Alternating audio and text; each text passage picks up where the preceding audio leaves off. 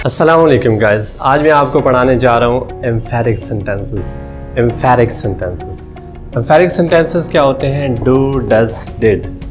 हम उर्दू में कहते हैं जब हम अपनी बात पे जोर देते हैं तो वो एम्फेटिक सेंटेंस होता है। अब इंग्लिश में हम अपनी बात पे कैसे जोर देंगे, उसके लिए हम एम्फेटिक सेंटेंसेस का इस्तेमाल करते हैं। मिसाल के तौर पर मैं कहता हूँ, आप मुझे कहते हैं कि तुम क्रिकेट अच्छा नहीं खेलते, तो मैं कहता हूँ अच्छा खेलता तो हूँ। आप कहते हैं तुम इंग्लिश नहीं बोलते, मैं कहता हूँ मैं बोलता तो हूँ। आप कहते हैं तुम खाना नहीं बनाते, मैं कहता हूँ बनाता तो हूँ। तो बनाता तो हूँ, खेलता तो हूँ, प्रैक्टिस करता तो हूँ। इस तरह के सेंटेंसेस के लिए हम इंग्लिश में एम्फेटिक सेंटेंसेस इस्तेमाल करते हैं। तो हमारे पास हैं डू, डज, डिड। अब प्रेजेंट में हम डू और डज इस्तेमाल करते हैं और पास्ट में डिड इस्तेमाल करते हैं। तो हमारे पास पहला सेंटेंस है आई डू स्पीक। अगर हम इस डू को हटा दें तो इसका मतलब होगा आई स्पीक, मैं बोलता हूँ। तो एम्फेसिस के लिए जब कभी हम एम्फसाइज करते हैं तो उसके लिए हम डू लगाते हैं। आई डू स्पीक, मैं बोलता तो हूँ।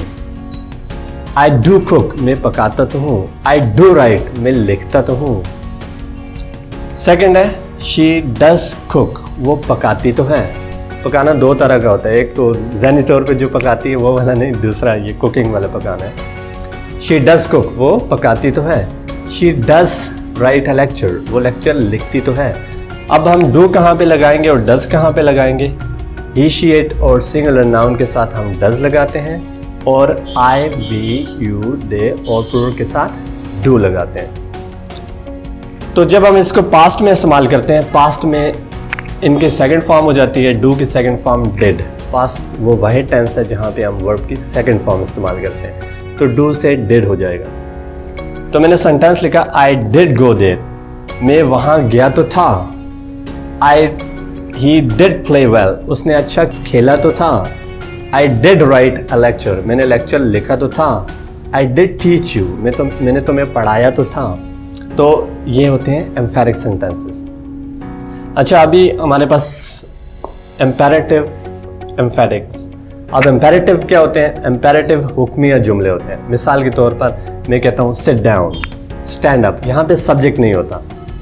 Right a lecture, shut the door, open the door. तो ये सारे इम्पेरेटिव सेंटेंसेस होते हैं। अब इम्पेरेटिव के साथ एम्फेटिक का इस्तेमाल, लेट्स सपोज अगर मैं डू को हटा दूँ तो है टॉक टू योर फादर, इसका मतलब होगा अपने अब्बू से बात करो। तो ये इम्पेरेटिव सेंटेंस है। तो एम्फेटिक हमने साथ में ऐड किया, do talk to your father, अपने अब्बू से बात करके तो देखो। तो ये यहाँ पे हमने क्या किया?